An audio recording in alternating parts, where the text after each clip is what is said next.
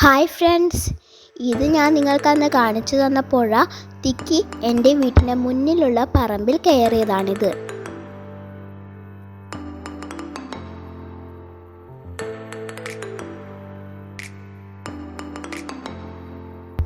ഇപ്പോൾ വെള്ളം പറമ്പിൽ മൊത്തം വന്നു.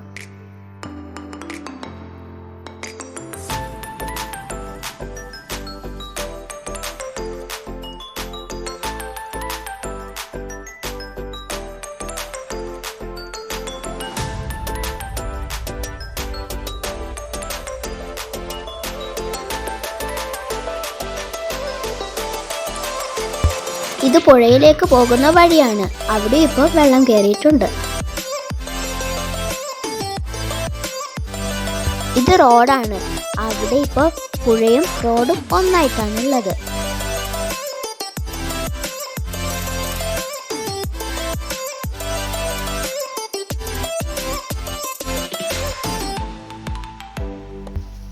രാവിലെ ആയപ്പോൾ വെള്ളമൊക്കെ വലിഞ്ഞുപോയി. പക്ഷേ കൈപ്പുഴയിൽ ഇപ്പോഴും വെള്ളം കാണുന്നുണ്ട്.